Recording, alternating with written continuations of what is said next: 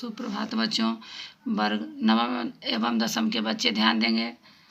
आज आप लोग को व्याकरण भाग में वाक्य पढ़ाने जा रही हूँ, जो कि आप पहले से अवगत हैं। सबसे पहले हम वाक्य जानेंगे कि वाक्य की परिभाषा क्या है। तो ऐसा सार्थक शब्द समूह जो व्यवस्थित हो तथा पूरा आशय प्रकट कर सके वाक्य कहलाता है। तो शब्दों के सार्थक समूह को वाक्य कहते हैं। जैसे आप कहिए, तो वाक्य के अंग भी आप जानते हैं, उद्देश्य और विधेय।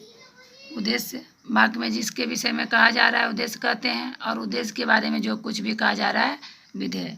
अब देखिए, यहाँ आपको पढ़ना है, नवम वर्ग के बच्चों को पढ़ना था अर्थ के आधार पर, लेकिन हम आज दोनों वर्ग को दे दिए क्योंकि आगे काम देगा। जाने हुए रहिएगा तो ज़्यादा ध्यान बहुत अच्छा रहेगा।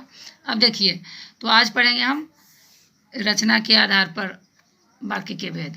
तो रचना के आधार पर वाक्य के 3 भेद हैं। आपको मौखिक रटाया हुआ है, फिर से रिवाइज किया जा रहा है। 3 भेद हैं: सरल वाक्य, मिश्र वाक्य और संयुक्त वाक्य। अब सरल वाक्य की परिभाषा आप जानते हैं कि सरल वाक्य में एक ही क्रिया होती है। एक ही क्रिया होती है का मतलब एक ही विधेय होता है।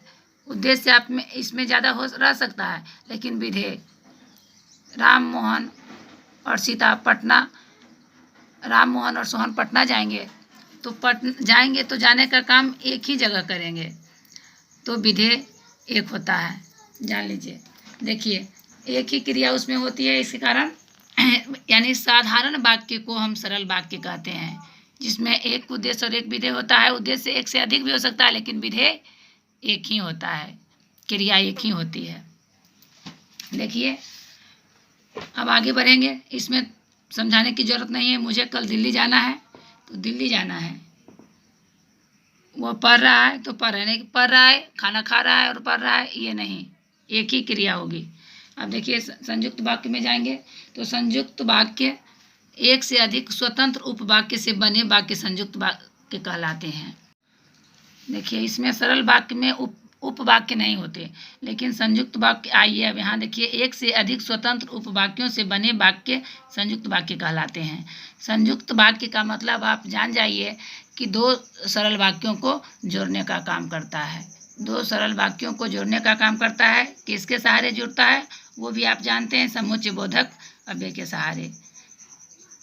और या अथवा अन्यथा वरना किंतु परंतु लेकिन यही सब के साथ, यानी एक से अधिक स्वतंत्र उपवाक्य से बने वाक्य संयुक्त वाक्य कहलाते हैं। संयुक्त वाक्य में स्वतंत्र उपवाक्य होते हैं। स्वतंत्र उपवाक्य से तात्पर्य यही है कि इनका प्रयोग भाषा में अलग से स्वतंत्र रूप में हो सकता है।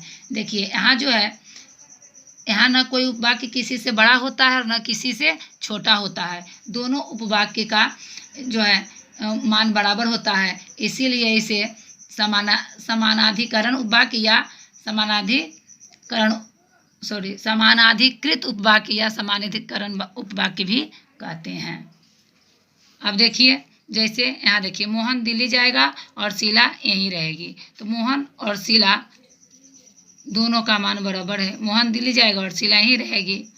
वह खाए और मैं सो गया, कुछ भी आप बना सकते हैं। अब देखिए, मिश्र वाक्य या मिश्रित वाक्य आप जो कहिए, तो मिश्र वाक्य सबसे पहले जानिए कि मिश्र मतलब किसी पर आश्रित। देखिए, जिस वाक्य में एक स्वतंत्र उपवाक्य या मुख्य वाक्य होता है तथा शेष उपवाक्य इस स्वतंत्र उपवाक्य पर निर्भर होता है या आश्रित होता है, मिश्र वाक्य कहलाता है। मिश्र वाक्य किसे कहते हैं? तो संयुक्त वाक्यों में जहाँ प्रत्येक उपवाक्य स्वतंत्र उपवाक्य होता है, वहाँ मिश्र वाक्यों में एक उपवाक्य तो स्वतंत्र उपवाक्य होता ही है तथा शेष उपवाक्य स्वतंत्र उपवाक्य पर आश्रित रहने के कारण आश्रित उपवाक्य कहलाता है।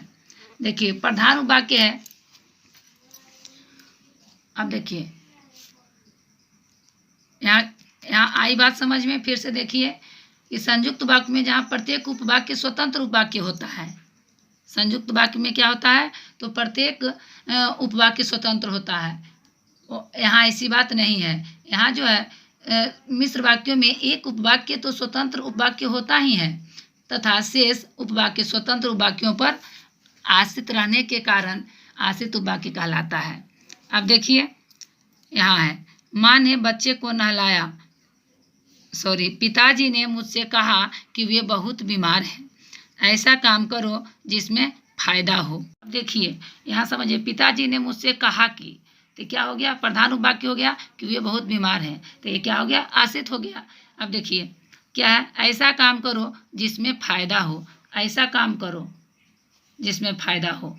फिर देखिए पिताजी ने मुझसे कहा कि वे बीमार हैं, तो क्या हो गया, पिताजी क्या हो गया, फिर देखिए पिताजी क्या हो गया, प्रधान उपवाक्य हो गया, और वे बीमार हैं आश्रित उपवाक्य हो गया। मैं उस लड़की से मिला था जिसकी किताब खो गई थी, तो मैं उस लड़की से मिला था, वो कौन सा वाक्य हो गया, प्रधान उपवाक्य हो गया, और आश्रित जिसकी किताब खो गई थी, आश्रित उपवाक्य हो गया। अब देखिए इसमें भी सरल वाक्य, मिश्रित वाक्य में भी बहुत सारे, संयुक्त वाक्य में भी बहुत सारे हैं। संयुक्त वाक्य में जोड़ने का नियम, संयोजक, संयुक्त वाक्य, विभाजक को संयुक्त वाक्य, ये सब जो है डिटेल में मिलने के बाद बताया जाएगा। पहले ये थोड़ा सा यहाँ पे जगह मिला तो 5 दे दिए हैं संयुक्त वाक्य से सरल वाक्य में बदलने के लिए, सिर्फ जगह कम रहने के कारण इतना कम मिला। फिर आगे होमवर्क के रूप में आपको दिया जाएगा। धन्यवाद।